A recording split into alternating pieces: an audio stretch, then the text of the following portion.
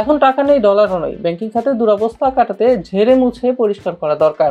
একই সঙ্গে সরকারের দিক থেকে একটা বড় ধরনের শ্বেতপত্র প্রকাশ করতে হবে, যেখানে বাংলাদেশ ব্যাংককে দায়বদ্ধ করতে হবে। 14 জুলাই শনিবার এক আলোচনায় গবেষণা সংস্থা পলিসি রিসার্চ ইনস্টিটিউট PRI এর নির্বাহী পরিচালক ডক্টর আহসান এস মনসুর এসব কথা বলেন। অর্থনৈতিক রিপোর্টারদের সংগঠন economic reporters forum ERF Bangladesh banking খাতের দুরবস্থার কারণ শীর্ষক এই আলোচনার আয়োজন করে। অনুষ্ঠানে ব্যাংক খাতের বর্তমান অবস্থার উপর একটি উপস্থাপনা তুলে ধরেন সমকালের বিশেষ প্রতিনিধি ওবায়দুল্লাহ রনি ও প্রথম আলোর জ্যেষ্ঠ প্রতিবেদক সানাউল্লাহ সাকিব। আহসান মনসুর বলেন, উইন্ডো ড্রেসিং করে অস্বচ্ছতার মাধ্যমে কার্পেটের নিচে ময়লা ঢেকে রাখা যাবে, তবে ময়লা তো ঘরেই আছে, ফলে দুর্গন্ধ ছড়াবেই। ব্যাংক খাতের সমস্যা সমাধান না করে জিইয়ে রাখা হয়েছে, সমাধানের কোনো উদ্যোগ দেখা যাচ্ছে না। সমাধান করতে লাখ লাখ কোটি টাকা লাগবে। তিনি বলেন, নির্বাচনের পর ব্যাংক খাত সহ অনেক ক্ষেত্রে সংস্কারের কথা বলা হয়েছিল। নির্বাচন হয়েছে, 6 মাস হয়েছে, তবে সংস্কারের কিছুটা দেখা গেল না। মাঝে ব্যাংক একীভূতকরণের একটা আলোচনা হলো, যেভাবে করা হচ্ছিল তা সঠিক ছিল না, ফলে সেই আলোচনা মুখ থুবড়ে পড়েছে। এখন প্রশ্ন হচ্ছে, এভাবে কি দেশ চলবে? IMF এর সাবেক এই ঊর্ধ্বতন কর্মকর্তা বলেন, সংস্কারের কোনো বিকল্প নেই। সংস্কার হতে হবে আর্থিক খাতে, রাজস্ব ব্যবস্থাপনায়, স্বাস্থ্য খাতে, প্রশাসনিক ব্যয় সহ সব জায়গায়।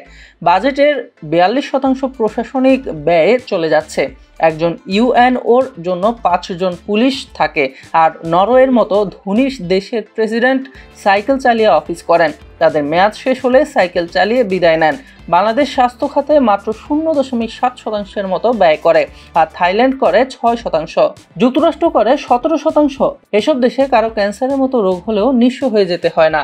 আহসান এস মনসুর বলেন, ব্যাংকিং খাতে নিম্নমুখী প্রবণতার কারণে শুধু সাধারণ মানুষ ও ব্যবসায়ীরা ক্ষতিগ্রস্ত হচ্ছেন না, তেমন নয়, সরকারও এ কারণে বিপদে পড়ছে। এখন বাজেটে সবচেয়ে বড় সমস্যা দেখা দিয়েছে অর্থায়ন।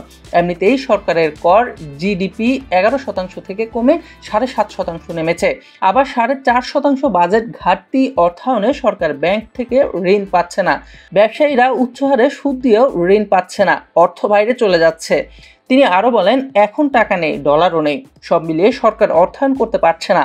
চলতি অর্থ বছরে ব্যাংক খাত থেকে যে 1,37,500 কোটি টাকা ধারের লক্ষ্যমাত্রা ঠিক করেছে তা নিয়ে পারবে না।